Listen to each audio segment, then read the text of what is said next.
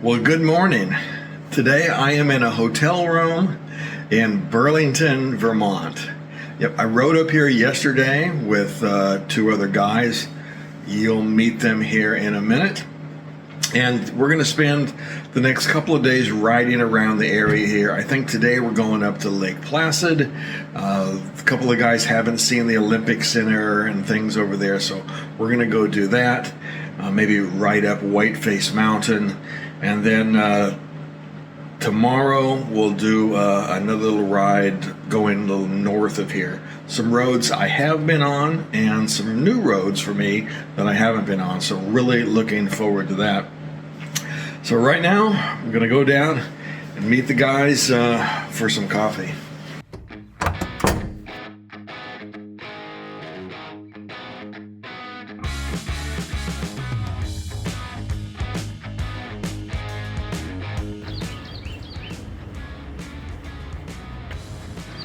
Yeah, it's about 6 o'clock in the morning, so it's still dark, and it's a little chilly up here in Burlington. So I said we'll go have some coffee, let it warm up a little bit before we hit the road. While we're waiting for the coffee to brew, let me take a step back to yesterday when I met my buddy Steve and we rode across Massachusetts on our way to meet Kevin in Brattleboro, Vermont. Along the way, we stopped at one of my favorite locations, the Freight House, for a cup of coffee.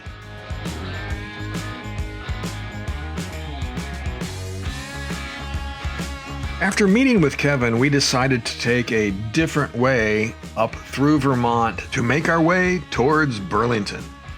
See, normally we would just jump on Route 100, which is a great road, but we've done that many, many times. So we wanted something a little different.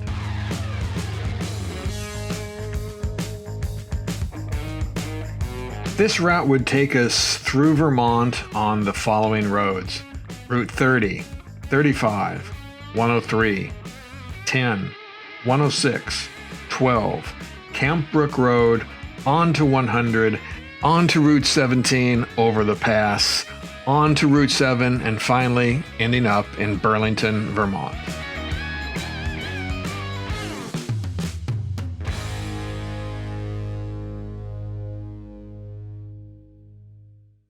All in all, this was a great day of riding, covering just under 300 miles and taking somewhere around 8 hours to complete. Of course, that included a lunch stop along the way. Now, the one thing that we wish hadn't happened was, as we were going over Route 17, which is a really great road to ride, we got behind a van, and they were kind of pokey, and they didn't want to pull over to let us pass. Oh well, it's just the way things go.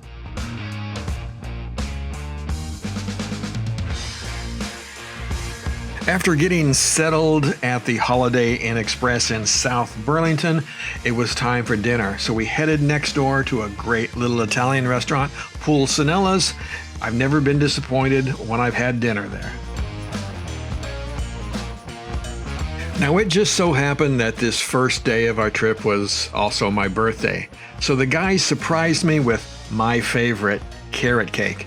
Now, this is kind of a miracle as far as I'm concerned, because Kevin's wife, Cheryl, bought this cake, this great cake, and they packed it in ice and put it in the top case of Kevin's motorcycle.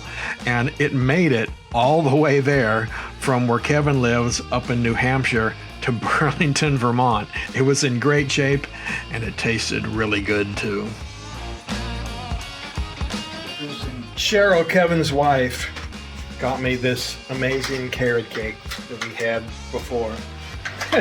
And Kevin packed it on his motorcycle and brought it all the way to Vermont. And we were going over some bumpy, twisty roads today. But it made it. Good job, Cheryl. Thank you. We don't have a lighter, so we're just going to pretend that it's lit. Oh God! They're gonna sing. Birthday to you, Greg. Happy birthday. Happy birthday to you. He's blushing, everyone. So. Thank you. Thank you. Thanks, guys. That was awesome. And a special thank you to Cheryl. And of course, there was no way we were going to eat all that in one sitting.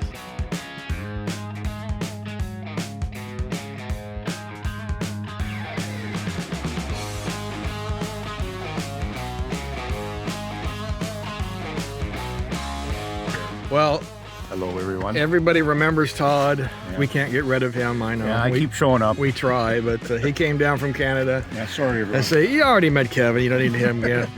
I'm the new guy. Oh, but we can't see you, so we have to well, turn it's better around. if I'm incognito. There you go.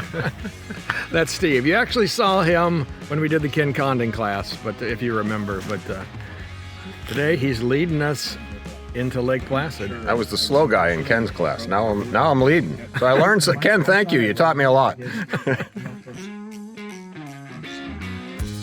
We started this trip over into New York with about a 20-minute ride down to the ferry. We would then take that across Lake Champlain and, of course, exit heading towards Lake Placid.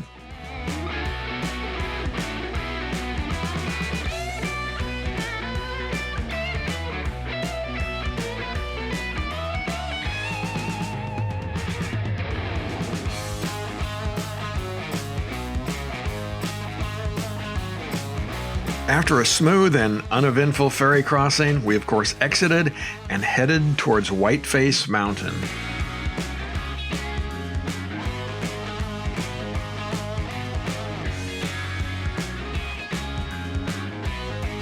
Steve led us on some beautiful tree-lined roads on our way up to Whiteface.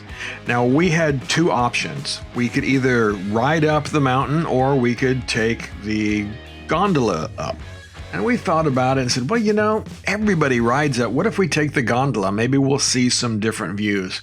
Well, unfortunately, that didn't quite work out for us.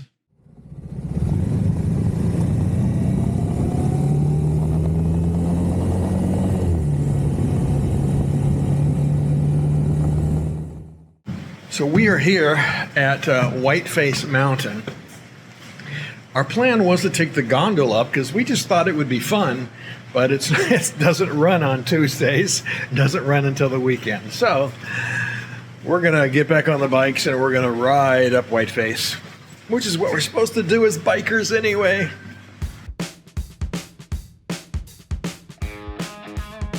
The Whiteface Veterans Memorial Highway, which goes to the top of Whiteface Mountain, is a toll road. It's $25 for a motorcycle and $20 additional for a passenger. If you are active duty military or a veteran, well, then you can go for $10 per person.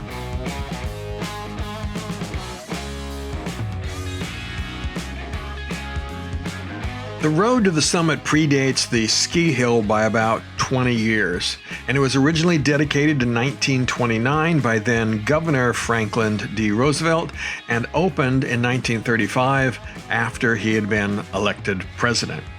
The elevator, the castle, and the summer house were completed about 3 years later.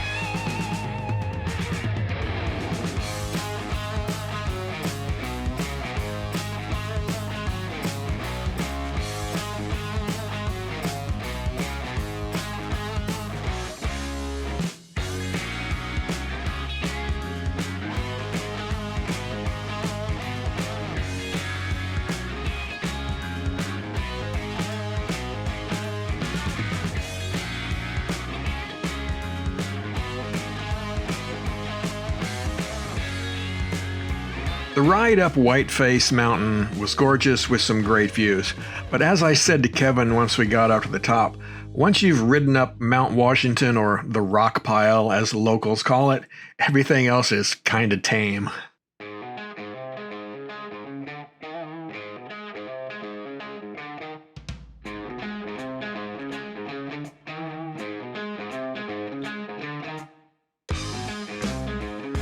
The toll house sits at 2,300 feet, and the castle itself sits at 4,610 feet. The summit, well, it rises 4,867 feet. You can get to the summit one of two ways. You can get there by the elevator that we mentioned a little bit earlier, and also there is a set of steps that lead up to the top. That path is about 1/5 of a mile.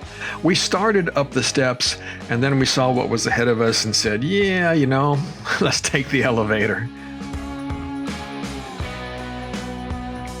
And honestly, going down was harder than coming up. My boots were a little too big for these narrow steps.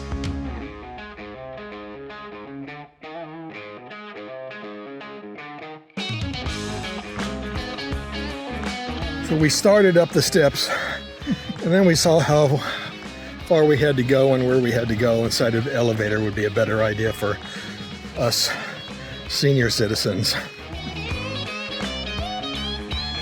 But honestly, the tunnel and elevator were pretty cool. The tunnel itself is about 400 feet long, and then the elevator rises another 300 feet or so to the top of Whiteface Mountain. And once you get up there, well, the views are spectacular.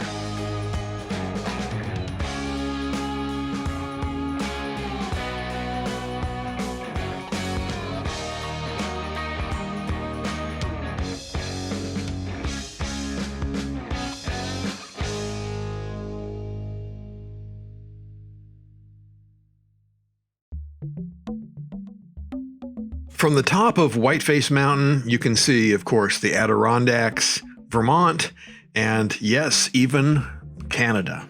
So here's a little trivia for you. The Adirondack Park was founded in 1892 as one of the first forever wild forest preserves in the nation. It is a National Historic Landmark, but it is not a national park. It's actually a state park. And at 6 million acres, it's the largest publicly protected area in the contiguous United States.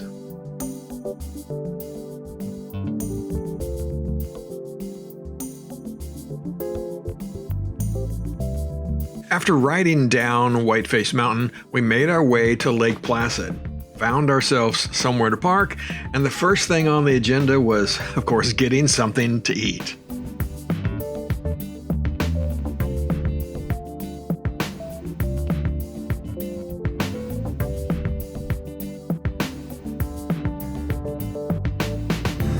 Well, we made it here to Lake Placid now.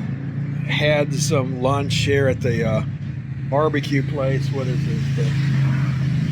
Not sure what it is. But anyway, they got a fire going outside, even though it's 80 degrees out. But still, I'm sitting out here waiting for the other guys, having a nice, relaxing day.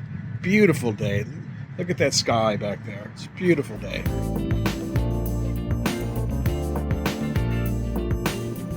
Next on our agenda was, of course, to visit the Olympic venues from 1932 and 1980.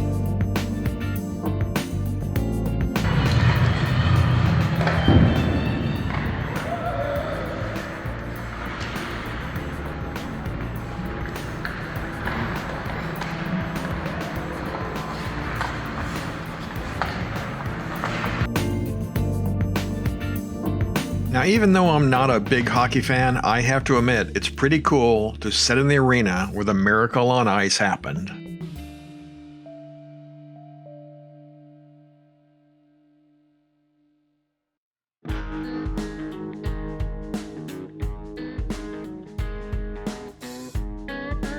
Back in 1980, well, I was 21 years old, so I remember all of the heroes, not only the hockey players, but the people like Eric Hayden, right, who won all of those gold medals. It was really cool to remember all these things from what seems like so long ago now.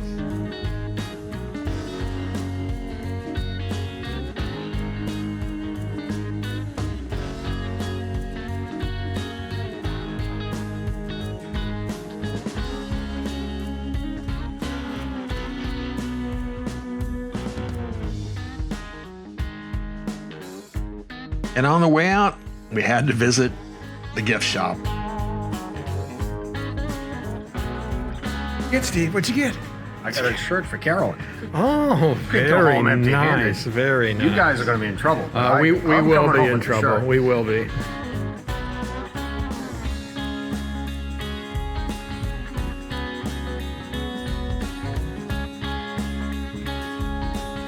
Well, that was nice to see the 1980 Olympic venue.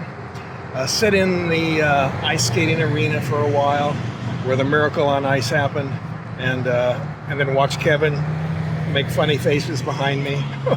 But we're gonna go grab some gas and then head back to the hotel.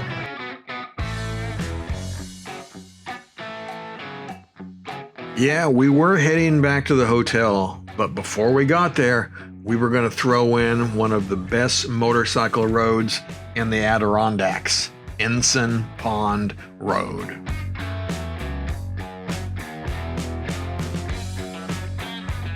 Ensign Pond Road has all kinds of great little curves and twists in it, but it takes about 15 minutes to ride it all. I won't include it here, I'll just show you a few highlights.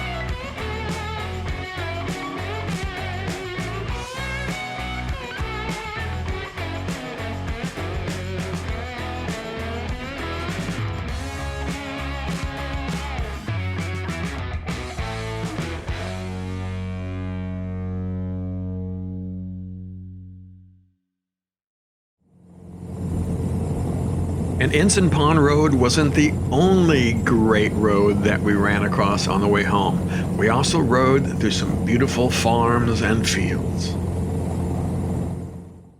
Well, we're up and we are out riding a northern loop today, and we just climbed a hill, a nice dirt road for these guys. And my little scrambler was bouncing around all over the place. Coming up here to the Trapp Lodge. Yes, the family that was in The Sound of Music, the real family, they have a lodge up here. Well, not them, they're gone now, but their descendants have a lodge up here. And it's beautiful, and just thought we'd stop by.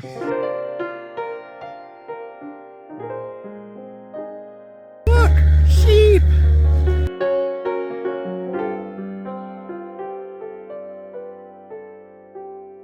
Yes, we were excited about the sheep and the music in the air, but what we really came for was a cup of coffee and these great pastries.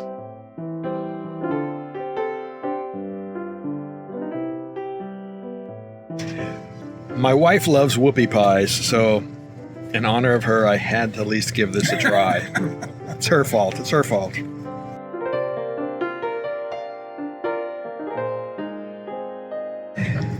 Decadent.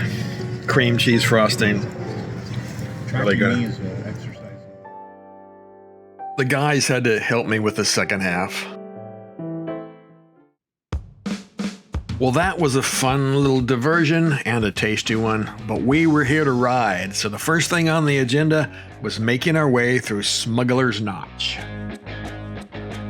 And that little curvy barricade at the front, well, that's to keep big trucks and people with trailers out. Yeah, they have been known to get stuck in here.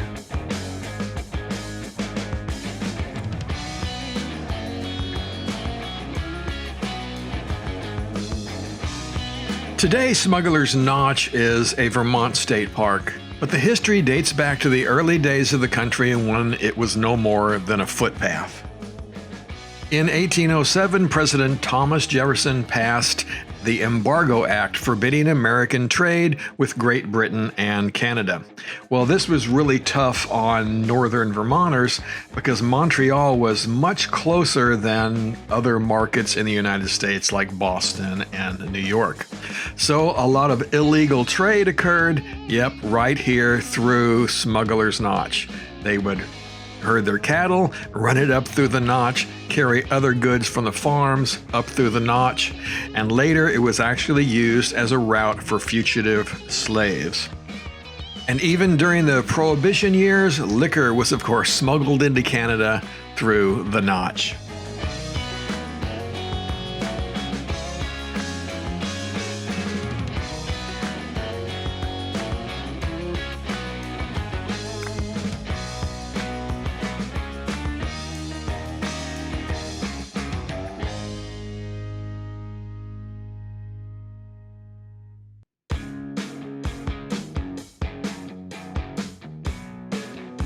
If you haven't been up to Vermont to ride, well, let me tell you, it is kind of hard to find a bad road up here.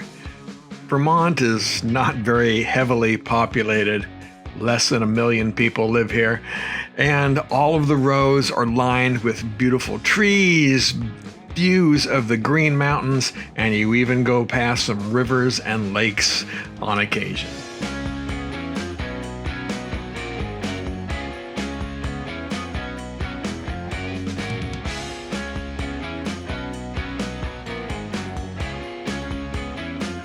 About 100 miles into the day, a little under that, in Hardwick, Vermont. Never been here before. About to head up a road I've never been on before. 14 going north of here. I've been south, but never north.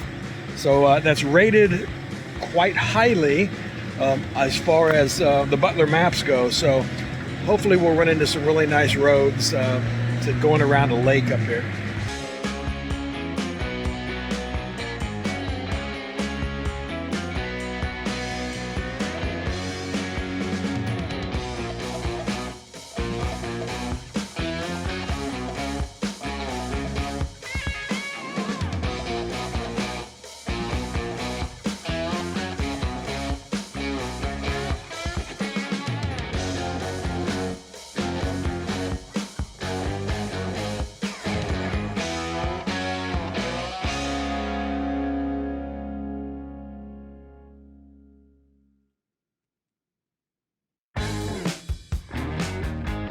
The best way to get back to Burlington was to take a road we tried on the way up, and that is Route 17. Now, it's a great road, but last time we ran into, well, some slow, pokey traffic. So we were keeping our fingers crossed this time.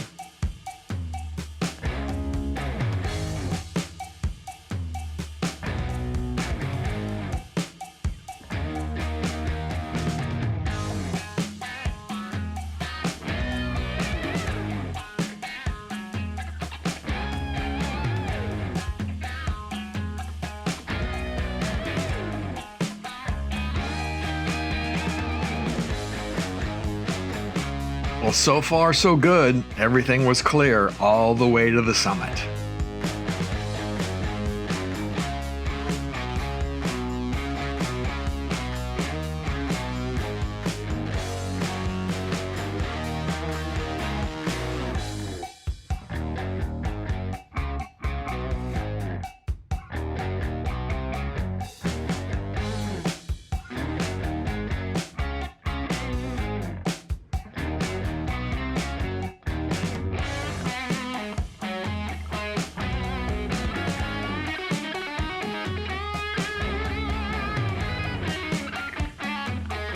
At the summit, we did run into a guy pulling a trailer, but he was really nice and he pulled over to let us pass.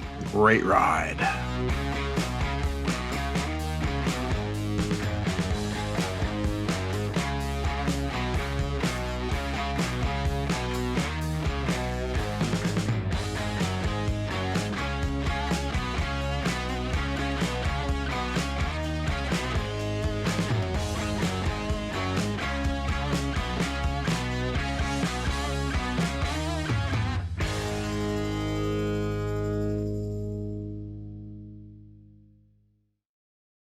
Well, after a long day of riding, it was a nice day. We are here. We made it to Al's. French fries, burgers, chicken, and hot dogs. So looking forward to it. I'm told this is a mainstay of Burlington for how many years, Kevin? 107 and a half. Oh my God. His Uncle Lenny lived 107 and a half, used to go here all the time. So that's why we're here. Now, Al's is a pretty typical 50s and 60s diner, and it's been in operation here in Burlington since the late 1940s. I decided to give the chicken strips a try. I mean, come on, you didn't used to do this as a kid when you went to McDonald's?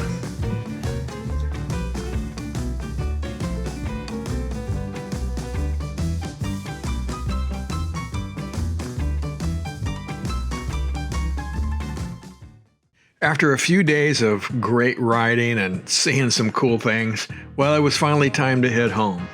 Now, Kevin and I are usually up early and getting coffee about 6 a.m., but this time the place was packed, waiting for the food venue in there to open up at 6:30.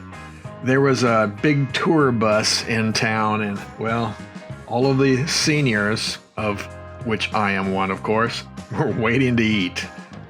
Good morning. We are up here on our fourth and final day, heading back to Massachusetts for us. He'll be going back to New Hampshire, and of course Todd back to Canada. Well, actually he's going by way of Buffalo, so got a stop to make there. I will warn you about one thing, however, if you're going to travel this time of year, that is around September 15th and thereabouts, through like the first or second week in October. If you're going to come up here, remember there's going to be a lot of tour bus traffic. It is that time of year when tour groups come up here and tour New England. So you're just going to have to put up with that if you can want to stay at the hotels. It was a pretty crazy scene at the breakfast this morning, right, Kevin? Kind of. And I got chastised today for walking through the construction area, even though there was nobody there working on anything. I think we need name tags. Yeah, we probably do need name tags. Well, Todd is about to leave us, so again, Todd, thanks for coming and joining us. It's been a pleasure once more. Okay, thanks, Craig, for having me along, and bye, everyone. And of course, these guys will be tagging along with me for a little while more anyway. A few more hours. Yeah, looking forward to it. One last time. Let's tie the beard up again for the way home. Now, our plan was to head up Route 7 to 125 and then go over to 100. But of course, as we started the climb up 125, there was a guy pulling a couple of cars. So we pulled over and just waited it out a few minutes. Of course, just as we start to go over the hill on 125, we get behind a guy pulling two cars on a trailer. That's just going to be painful. So we're going to sit here for a few minutes and enjoy this little river that's right down here.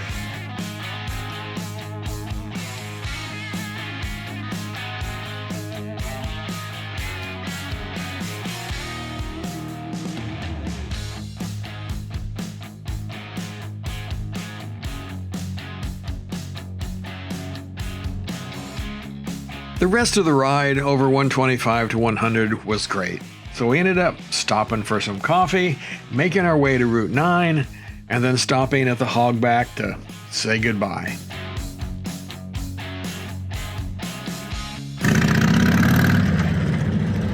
We're on our way home, so we stopped at Hogback Mountain here, going over Route 9 in Vermont, headed towards 91. We're going to cheat a little bit on the way home, jump on 91 for a while, head down to Route 2, and then back home.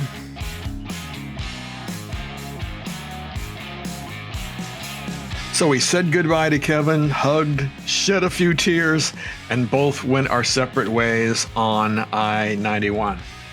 But that's not all that Steve and I were going to do. We had one more stop to make. We started this trip at the Freight House for a cup of coffee, and we were going to end it this time getting that chicken salad panini or grilled chicken salad sandwich that I've been searching for all year long.